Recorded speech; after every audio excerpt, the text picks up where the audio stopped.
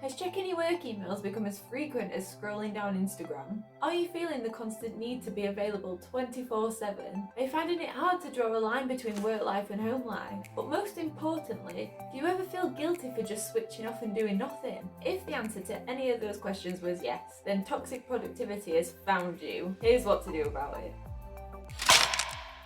Hey everyone, I'm Caitlin and welcome to Twig. At Twig, we discuss all things personal development with videos to help you achieve more success but with less stress.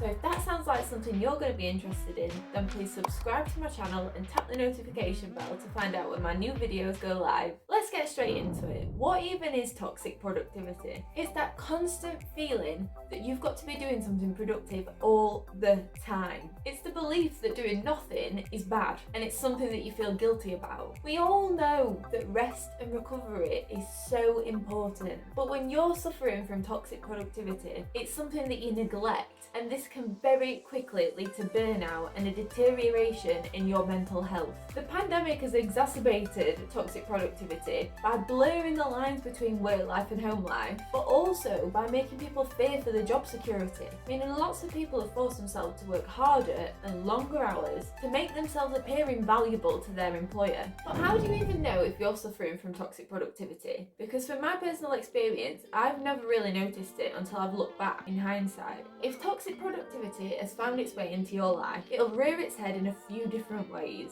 It's that constant feeling of being on edge and not being able to fully relax because work just won't leave your mind.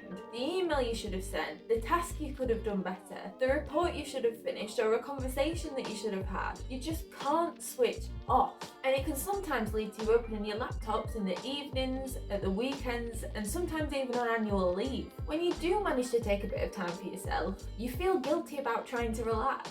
There are things that need to be done and you feel selfish for ignoring them. You only focus on the things on your to-do list that are left unfinished, rather than the many tasks that you've already ticked off. And if you've been suffering from toxic productivity for a while, you'll start to derive your own self-worth from your productivity levels and how much you've managed to get done in the day. You're constantly pushing yourself to achieve more and more, rather than taking a step back to congratulate yourself for everything that you've already accomplished. It can become a vicious cycle and really damage your mental well-being. So how can we avoid toxic productivity, and how can we make sure that we're taking the time we need to rest and recharge? The way I see it, there are two kinds of toxic productivity. The first is work-based toxic productivity, and the second is self-imposed toxic productivity. Work-based toxic productivity is usually down to the culture of the company that you're working for. If it's common or even expected for people to work over their contracted hours to get work done, answer emails in the evenings and at the weekends, with the expectation that you should be available 24/7,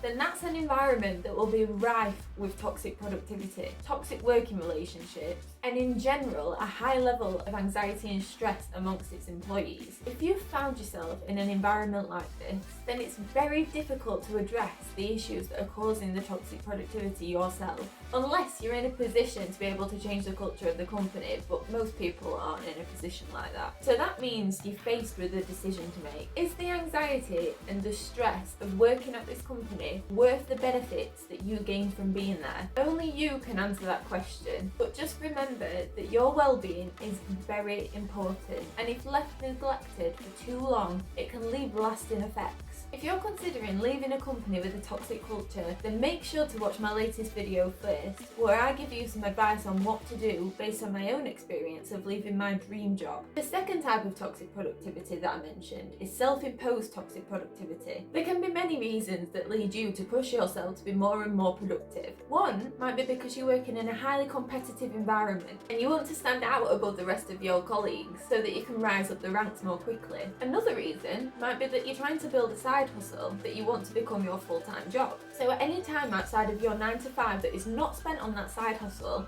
feels like wasted time because it's not going towards building your future, or at least you consider it to not be. Some people can become so obsessed with self-development that they feel as if they always need to be working on themselves. Even leisure activities need to incorporate some kind of productivity. For example, if you enjoy reading, the books that you're reading have got to be on self-development, and your hobbies can't just be hobbies, they've got to be monetized in some way. I have fallen foul to every single type of toxic productivity that I have mentioned in this video, which is why I think it's so important to talk about. Twig isn't just about achieving more success, it's also about stressing less.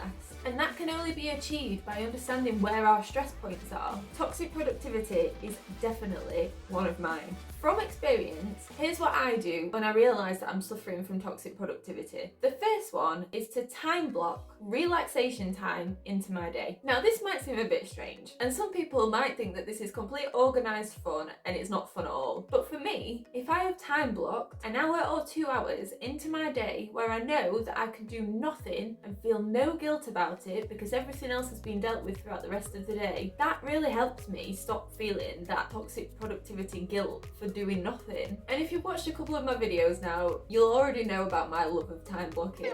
My favourite method of actually scheduling in my tasks throughout the day is time blocking, and time blocking is my favourite way to do this. My favourite way to plan my time is through time blocking, so I won't go into too much detail about it, but if you would like to learn a bit more, then click on this video up here. The gist of it is you block in chunks throughout the day that are dedicated to getting one task done. If you've got a block that is literally just assigned to doing nothing and everything else has already been addressed throughout other time blocks, there's a guilt-free relaxation period there where you don't have to worry about all the things that you've not got done. It's giving yourself permission to relax, so that you've not got that subconscious voice in your mind saying, you need to be working, you need to be doing this, you've not finished this. It allows you to feel as though you deserve that time, because you do deserve the time. The second thing I do when I feel as though I'm finding it really difficult to switch off is to turn off work notifications. So I'll turn off my email notifications and I'll turn off any other app notifications that are related to work, because I might have finally managed to relax at the weekend and I might be doing an activity where I've completely switched off and I've finally got into that mind frame where I'm not feeling guilty about enjoying myself. So if all of a sudden I get an email notification from work that's telling me about a task that I need to complete next week, all of a sudden I'm out of the present moment and I'm not enjoying it anymore because that's all I'm thinking about. So if you turn off your work notifications when you're not at work, out of your working hours, you'll reduce the chances of you being brought out of that present moment, which means that you're no longer enjoying the time for you. The third thing that I do when I realise I'm suffering from toxic productivity is to take a moment to celebrate my wins. I'll look back through my planner. If you've watched a couple of my other videos, you'll know that I have a planner where I plan every day out. I'll look back through that planner when I feel as if I'm feeling bad about all the things that haven't been ticked off, and I point out all the things that I have ticked off, all the things that I have made progress on, and all the things that I have accomplished. And to just look back on a few months ago, or a year ago, or even a week ago, at how far I've come, that really encourages me and makes me realise that even though it feels like I'm not making any progress or not being very productive, over a long period of time I have been. And a slight lull, if that's what has happened,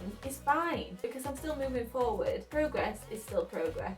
So don't make yourself feel bad if you're not progressing at the rate that you've set for yourself. And that leads neatly into number 4, which is you are not a robot, you're a human being. If you have to take unscheduled rest, remind yourself that rest is important, and without it, we'd be even less productive. So if you're consistently missing out on rest to be able to be productive, just know that over time that adds up and it'll get to the point where you're burnt out and you can't be productive at all for an extended period of time. So if you know that taking short breaks or short rest periods frequently is good for you, then you're more likely to take them. You have to reframe the way that you see rest. Rest is rest. It's not being lazy, it's not wasting time, it's recharging you. So do not feel guilty about it. And the 5th bit of advice that I'd give you, if you feel as though you're suffering from toxic productivity and it's really difficult to shake, get some therapy. Therapy is not something to be ashamed of. It's a type of self-care. We are not all psychologists. We might think that we know ourselves better than anyone else ever could, but we don't have specialist training to understand how the human mind works. And so sometimes we can suffer from issues that we just don't have the tools to be able to solve ourselves, and we need someone with professional training and professional knowledge to explain to us what is happening in our minds and why it's not working the way that we want it to work. So if you find that you're constantly trying to get more and more done all the time, not letting yourself rest and always wanting to achieve more and more and more, and you don't know why and you don't know what's causing that, therapy can really help you uncover